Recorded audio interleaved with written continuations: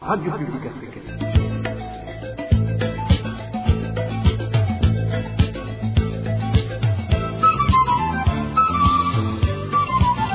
Radio Publique Africaine.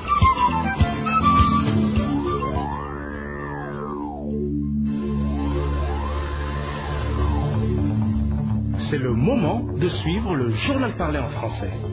À la présentation, Eloge Diva, Lemesha. Bonsoir et bienvenue dans ce journal de ce 9 avril 2024 dont voici les grands titres.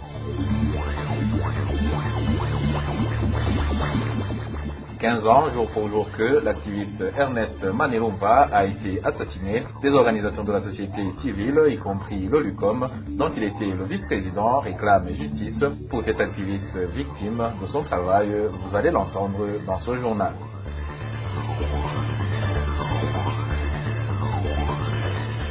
Et puis nous allons aussi vous parler de l'adoption ce lundi du projet de loi portant réorganisation de la commission vérité et réconciliation. Ce projet de loi stipule que tous les dossiers qui étaient devant la commission nationale terre et autres biens vont être transférés devant la CVR avec comme changement qu'il n'y aura plus de recours juridictionnel sur ces décisions. Dans ce journal, nous allons également revenir sur le fonctionnement de la Magista après que le Premier ministre Gervais Ndilakoboucha ait déploré le fait que cette agence n'a pas encore terminé le paiement des agriculteurs qui lui ont vendu les récoltes de maïs. Voilà pour les titres, le développement dans quelques instants. Bonsoir, démarrons ce journal par cette brève sécuritaire. Un corps sans vie a été découvert ce lundi au niveau de la rivière Mutwenzi, située en commune et province d'Itega. Il s'agissait d'un homme de 47 ans, identifié sous le nom d'Eli Nakiutimana, et un suspect a été arrêté. 2 jours avant, un autre corps avait été retrouvé au niveau de la même rivière. Il s'agissait d'un vieil homme âgé de 72 ans, connu sous le nom de Firmin Nimirangeza. La population environnante craint pour ces cadavres découverts au même endroit et demande à l'administration d'agir. Et je vous le disais en titre, nous sommes le 9 avril, date d'assassinat d'Ernest Manilumba, vice-président de l'Observatoire de lutte contre la corruption et les malversations économiques, au LUCOM en sigle. Il a été victime de ces enquêtes sur un trafic d'armes. 15 ans plus tard, justice n'a pas encore été rendue à cette victime de crimes d'État. Inès Kakiza revient sur le dossier. Ernest Manilumba a été assassiné la nuit du 8 au 9 avril 2009. Son corps ensanglanté a été retrouvé à son domicile au quartier Mutanga Sud, en mairie de Bujumbura. Les enquêtes sur ce dossier ont pourtant révélé qu'il n'a pas été tué à son domicile. Condamné à mort par des hommes forts du pays suite aux enquêtes qu'il menait, Ernest Manilumba a été tiré de son domicile la nuit du 8 avril après une fouille chez lui. Il a été conduit à son bureau à l'OLUCOM, puis à la Commission nationale de désarmement des populations civiles, où il a été interrogé sur son enquête et torturé à mort. Les mêmes enquêtes précisent que son corps a été déplacé dans un minibus du service des renseignements pour être jeté chez lui, où il a été retrouvé le matin du 9 avril. Cette nuit, les commanditaires du crime étaient sur les lieux. Les résultats des enquêtes de la RPA et celles des organisations de la société civile convergent sur les noms David Nikiza, Joseph Mathias Nyonzima, surnommé Kazungu, le commissaire Désiré Ouamahoro, feu général Adolphe Nshimirimana, qui était le patron des services des renseignements, et le général Gervais Ndilakoboucha, actuel Premier ministre. D'ailleurs, la police américaine chargée des investigations FBI, sollicitée dans le cadre des enquêtes judiciaires engagées, a conclu à un crime d'État. Et parmi ses recommandations, cette police a demandé des tests ADN des personnes qui ont cité pour comparer avec les résultats des ADN que la FBI avait prélevés sous l'arme du crime et qui ne correspondaient à aucune des personnes qui avaient été arrêtées dans ce dossier. Une recommandation qui n'a pas été jusque-là suivie. La procédure judiciaire est aussi bloquée depuis 2013. Le LUCOM a fait un pourvoi en cassation en juin 2013 contre l'arrêt rendu par la Cour d'appel la même année. Programmé, le dossier a été plusieurs fois repoussé. La dernière audience, qui n'a pas eu lieu, avait été programmée en septembre 2014. Depuis, le dossier n'a plus été programmé. Le LUCOM a été signifié qu'il avait disparu. Cet activiste anticorruption a été victime de son travail d'enquête sur plusieurs dossiers de détournement de fonds qui impliquaient de hauts dirigeants du pays. Parmi les dossiers sensibles à l'origine de sa mort, des armes commandées mais qui n'ont jamais été livrées au Burundi. Il avait découvert qu'elles avaient été acheminées à l'est de la RDC et données au FDLR, hostile au régime de Kigali. Et 15 ans après l'assassinat d'Ernest Manirumba, le dossier sur ce crime restait toujours introuvable dans la Cour suprême. Après plusieurs magouilles qui se sont remarquées dans le traitement de ce dossier, le porte-parole actuel de l'OLUCOM, Jean Douimana, affirme qu'ils se sont confiés à la justice au moins plus de 5 fois pour obtenir la justice, mais en vain. En fait, l'OLUCOM est en train de demander de mettre à la lumière les auteurs et les commanditaires de ces assassinats. Jusqu'à ce jour, jusqu'à cette année 2024, l'OLUCOM demande qui a assassiné Ernest Manirumba. C'est ça la question que nous nous posons, nous tous, que la communauté burundaise se pose, que la communauté internationale se pose. C'est la raison pour laquelle nous avons lancé l'OLUCOM lance un appel à tout un chacun, à l'État burundais, et pour d'abord trouver le dossier des assassins, pour trouver le dossier Ernest Manirumba disparu au niveau de la Chambre de cassation, au niveau de la Cour suprême. Pour l'OLUCOM, on devait avoir la lumière à moins de 2 ans d'assassinat d'Ernest Manirumba. Et nous voici à 15 ans. Donc, nous avertissons pour la dernière fois l'État burundais ou de trouver d'abord le dossier déjà caché. Si la Cour, je le dis, je le répète, si la Cour suprême, si l'État burundais ne prenne pas garde d'étudier cette affaire, Ernest Manirumba et d'autres qui ont été kidnappés, l'OLUCOM va prendre ses responsabilités d'intenter l'action devant les juridictions régionales, devant les juridictions internationales, pour finalement trouver la lumière.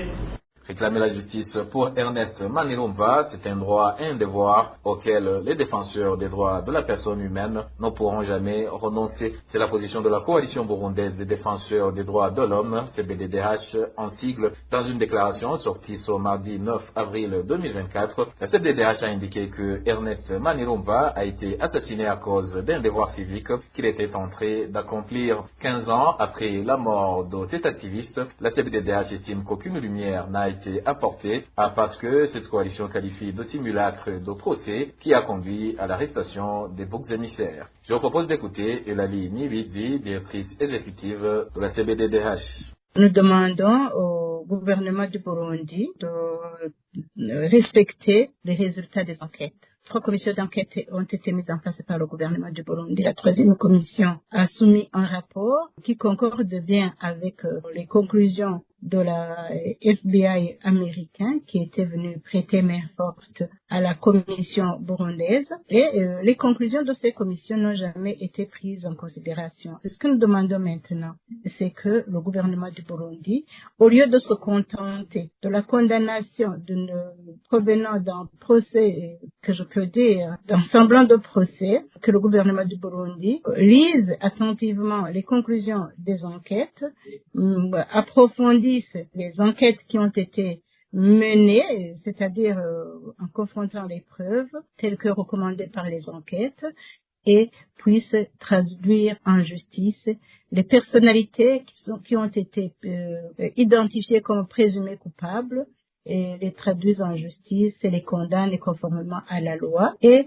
pose tout acte qu'un État de droit doit poser à l'intention d'abord pour le peuple burundais, c'est rendre justice, mais aussi de décourager tous ceux qui s'adonnent à des crimes en espérant être protégés par la justice et même par le gouvernement en général. Nous demandons que justice soit faite, nous demandons bien sûr que la suite de la justice, c'est de protéger les défenseurs des droits humains. Les défenseurs des droits humains qui ont mené la campagne Justice pour Ernest Manirumba sont persécutés depuis 2009, que ce soit les organisations, que ce soit les membres de ces organisations, ils ont été classés parmi les ennemis. Et c'est pourquoi nous demandons que ces représentants de la société civile et leurs organisations soient protégés par un mécanisme national de protection, que ces organisations et leurs représentants soient réhabilités et que nous puissions vivre l'état de droit. Car l'assassinat de Ernest Manirumba, ça a été comme un coup d'envoi pour persécuter les défenseurs, mais aussi pour décourager toute personne qui pourrait demander des comptes au gouvernement. Poursuivons ce journal par la page justice.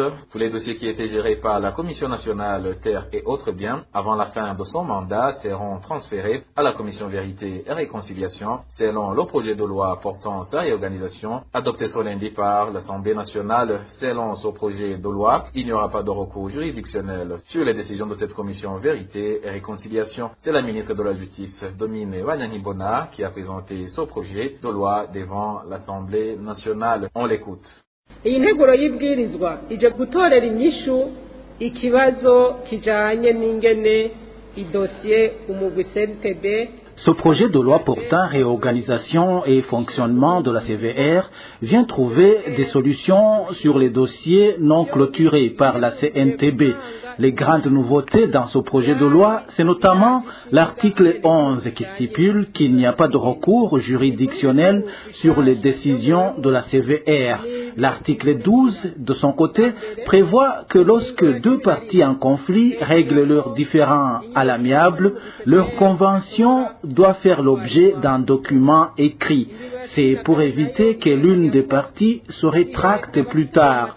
En ce qui concerne l'article 13, la CVR, en passant par l'Assemblée nationale et le Sénat, peut demander que soient abrogées ou revues les décisions coulées en force de choses jugées en rapport avec les procès sur les assassinats, sur les exécutions extrajudiciaires ou sur les terres et d'autres biens. L'article 14 donne le droit à la CVR de mettre en exécution les décisions qu'elle a prises. L'article 16, alinéa 5, permet à la CVR de demander aux deux chambres de parlement réunies de rendre nuls les titres de propriété foncière obtenus illégalement sur des propriétés des victimes des crimes prévus par cette loi.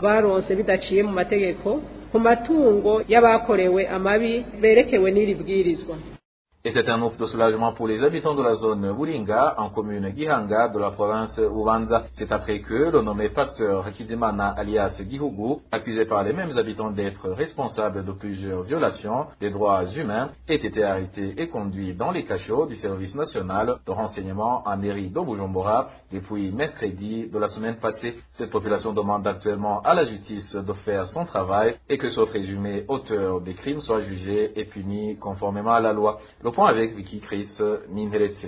Ces habitants de la zone Bulinga de la commune Gihanga avaient dénoncé à plusieurs reprises les actes de violation de leurs droits par le nommé pasteur Akizimana alias Gihugu. Selon la population de la zone Bulinga, le fameux Gihugu a été arrêté mercredi de la semaine dernière par des agents du service national de renseignement. Cela a été beaucoup salué par cette population victime de ces actes de violation des droits humains orchestrés par pasteur Akizimana alias Gihugu. Témoignage de l'un des habitants de la localité.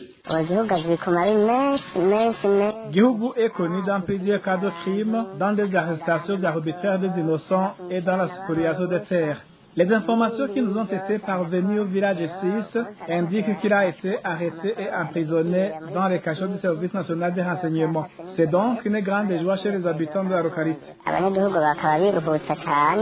En plus du détournement de plus de 600 millions de francs burundais de la coopérative Urumuri Miterambere des habitants du village 6, Gihugu est aussi accusé d'avoir fait emprisonner 3 responsables de cette coopérative qui réclamaient des éclaircissements sur ces détournements. Il s'agit de Jean-Marie Voyekoulé, Sabimana Emmanuel et Salvatore Vigilimana. Gihugu est également reproché de s'approprier des domaines fonciers dans certains Butoyi, Marc et Bukuru Corneille. Il est aussi accusé d'avoir tué sauvagement un garçon de 18 ans et d'avoir violé 2 filles de la même localité.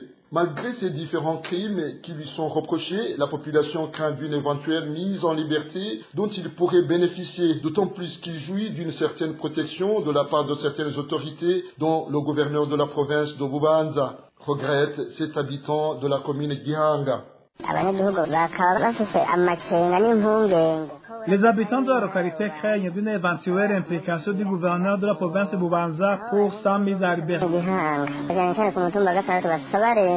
Ces habitants de Gihanga, notamment ceux du village 6, demandent aux autorités habilitées de s'impliquer pour qu'ils remboursent les 600 millions de francs burundais qu'il a détournés au sein de la coopérative Urumuri Mwiterambere. Il leur demande également de contraindre Gihugu de remettre à leurs propriétaires les terres qu'il a confisquées et qu'il soit poursuivi pour les crimes de viol qu'il a commis. Dans cette même province de Bubanza, selon le communiqué du gouverneur de la dite province, il était prévu ce mardi une réunion du ministre de la Justice avec les habitants de cette province pour écouter leurs doléances. Il était prévu qu'elle allait se dérouler dans les locaux de l'école secondaire Bon Avenir, située tout près de la prison centrale de Bubanza. Gouvernance à présent, un délai de 4 à 5 jours, tel est l'ultimatum lancé par le Premier ministre Gervais Ndirakobucha à l'endroit de l'ANAGESA pour solder tous les impayés que cette agence gouvernementale doit aux cultivateurs de maïs. Le chef du gouvernement burundais a, de par ses propos, prouvé que les justifications fournies par les responsables de l'ANAGESA ne sont pas du tout fondées. Josiane Mouzaneza nous en dit plus.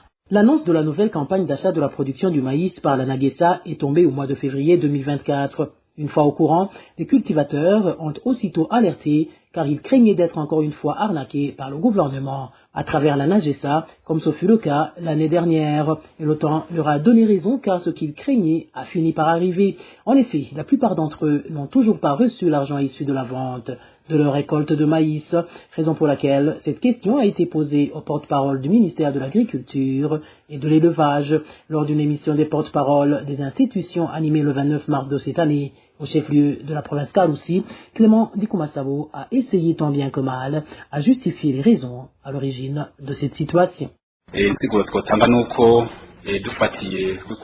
La seule raison que nous pouvons donner, c'est que la récolte a dépassé nos attentes car les cultivateurs se sont beaucoup investis et ça a payé. Malheureusement, le budget prévu pour l'année 2023-2024 était largement inférieur et n'a pas suffi à cause justement de cette surproduction.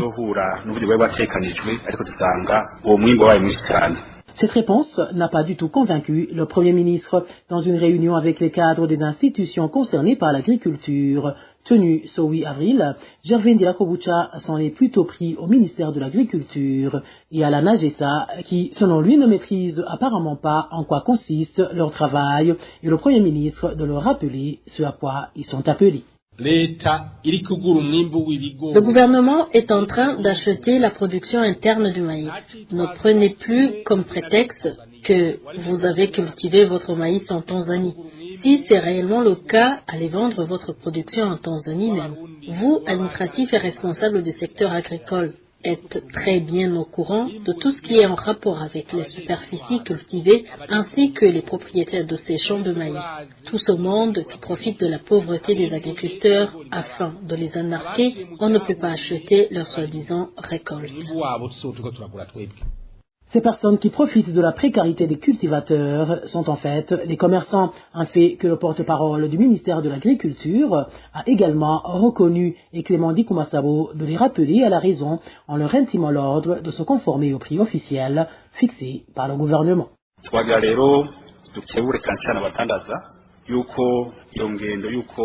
Je voudrais faire un clin d'œil aux commerçants qui raflent la production de la population pour des miettes, qu'ils se ressaisissent ou qu'ils se retirent s'ils ne peuvent pas respecter les prix fixés par le gouvernement. De son côté, le chef de la primature a fustigé ces supplications du ministère de l'Agriculture et a plutôt mis en garde tout commerçant qui s'impliquera désormais dans l'achat de la récolte du maïs de la population. Pour arriver au chiffre de 1700 francs, on a pris en compte le coût de la production. C'est pour cela que cet argent est destiné aux cultivateurs et non aux commerçants. Que je n'entende plus parler des gens qui viennent vendre du maïs alors qu'ils n'ont rien cultivé pour récolter une quelconque production. Seul le maïs des cultivateurs avérés est concerné. La police doit nous aider à confisquer tout le maïs entré clandestinement à partir des pays voisins. Et vous, les administratifs et responsables du secteur agricole, sensibilisez la population afin de l'empêcher à vendre au rabais leur production. Vous devriez aussi sanctionner sévèrement tous ces spéculateurs.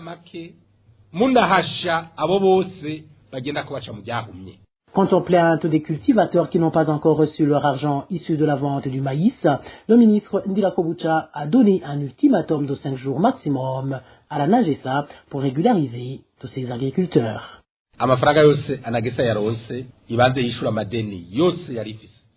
Tout l'argent que la Nagesa a reçu doit d'abord servir à éponger toutes ses dettes. Après cela seulement, le ministère des Finances votera un autre budget. Mais évitons de nous mettre dans de telles situations. Débrouillez-vous pour régulariser tous les cultivateurs d'ici 3 ou 4 jours.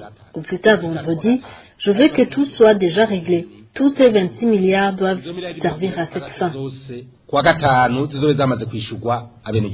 Merci à toi, Josiane Mouzaneza. Les conséquences de cette lecture différente et des défis que rencontre la Nagesa se répercutent sur les cultivateurs. En effet, non seulement la plupart d'entre eux attendent toujours de toucher leur dû, mais même ceux qui en ont déjà bénéficié ont vu leur maïs acheté à des prix différents. Sandrine Moulikié a suivi pour nous son reportage. Les grognes fusent de partout concernant les irrégularités observées dans l'achat du maïs de la population par Anagesa. La RPA a pu s'entretenir avec les cultivateurs des provinces Ngozi et Kirundo. En Ngozi, les revendications sont de sorte. Premièrement, les agriculteurs font savoir qu'ils ont été payés sur la moitié de la récolte déposée. Deuxièmement, même le prix officiel fixé par le gouvernement n'a pas été respecté, comme en témoigne cet habitant de la commune Boussiga. Vendredi, nous avons été très étonnés. Ceux qui étaient là-bas nous ont dit qu'ils leur ont donné la moitié. Imaginez-vous par exemple celui qui a donné 100 kilos et qui n'a été payé que l'équivalent de 50 kilos. Ils leur ont ensuite dit que la suite leur sera communiquée sans toutefois leur donner un quelconque rendez-vous. De plus, on leur a donné 1200 francs par kilo alors que le prix officiel est de 1700 francs. Et cela faisait 3 semaines que la Nagesa avait collecté ce maïs. À Kirundo, c'est presque le même refrain, sauf que là-bas, au moins, les prix ont été respectés, malgré que les lamentations ne manquent pas. Il est vrai qu'on a reçu 1700 francs par kilogramme de maïs, mais le problème est qu'on n'avait droit qu'à la moitié de la récolte donnée, c'est-à-dire que celui qui avait donné 100 kilos était payé seulement pour 50 et celui qui a donné 200 kilos ne recevait que l'équivalent de 100 kilos uniquement. Frustrés et révoltés par ce désordre et ces magouilles, les cultivateurs demandent de recevoir la totalité du montant équivalent à la production vendue. Au moment où Anagesa leur a fait savoir que la première tranche est considérée comme clôturée pour ceux qui ont déjà reçu la partie de la vente de leur récolte, les cultivateurs de la commune Boussiga demandent au gouvernement de les rétablir dans leurs droits car ils ne comprennent pas comment une institution étatique peut acheter leur récolte à des prix différents. Vous saurez qu'en province Makamba, le prix du kilo de maïs a été également respecté. Merci à toi aussi, Sandrine Moulikié. Toujours en page gouvernance, la mise en application du partenariat entre la Susumo et la société Sarai Group n'est pas pour demain. L'annonce a été faite dans une réunion des responsables de la Susumo et les représentants du personnel. Une commission a été mise en place pour étudier la valeur du patrimoine que la Susumo pourra présenter à Sarai Group. Les détails avec Eric Nyonzima. C'est lors d'une réunion tenue le 4 du mois courant que les travailleurs de la Susumo ont été informés sur l'état d'avancement des partenariats de la Susumo avec Sarai Group. Les autorités de la Susumo ont signifié aux représentants des travailleurs de la Susumo que l'heure du démarrage de partenariat avec Sarai Group n'est pas encore venue. Une commission qui devra évaluer la valeur patrimoniale de la Susumo a été mise en place, ce qui devrait déterminer quelle sera la part de chacun dans ce partenariat, comme le témoigne ce travailleur de la Susumo.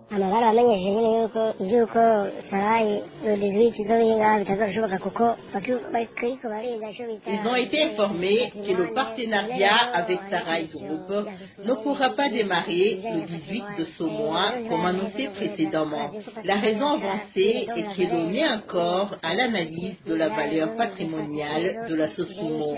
Alors, à cet effet, il a été mis en place une commission et elle est à l'œuvre. Après cette analyse, on pourra inviter Sarai Group et lui présentera cette valeur, ce qui pourra déterminer la part de chacun de deux partenaires.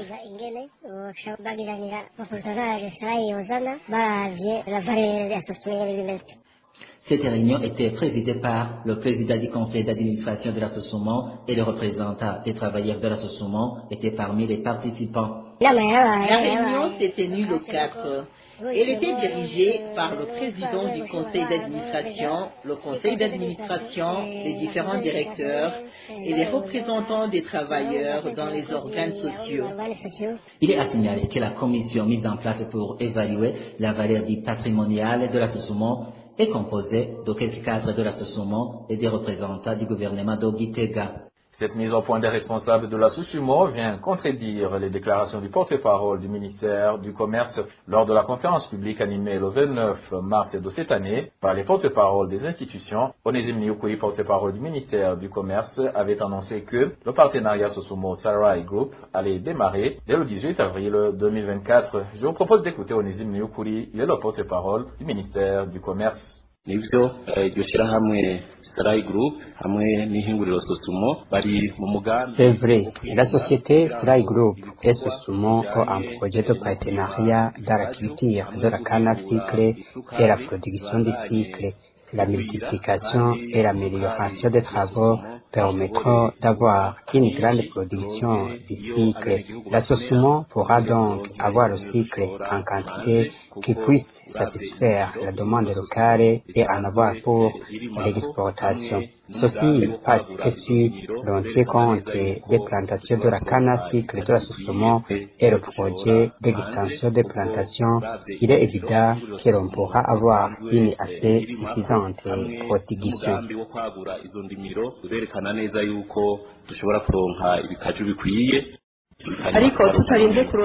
Mais sans trop parler, la question est claire. À quand le début du partenariat avec Sarai Group?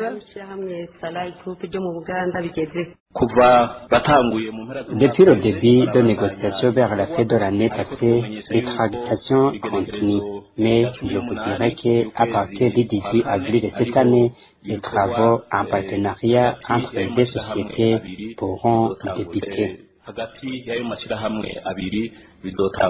Dernière nouvelle de ce journal, le ministre de la fonction publique, du travail et de l'emploi, Vénuste Mouyabaga, a annoncé ce mardi que la journée de mercredi 10 avril 2024 est déclarée chômée et payée. Cette journée correspond effectivement à la célébration de la fête d'Eid il-Fitri pour les musulmans, comme cela a été confirmé par la communauté islamique du Burundi, Komibo en sigle. Dans son communiqué, le ministre a également souhaité une bonne fête à tous les musulmans.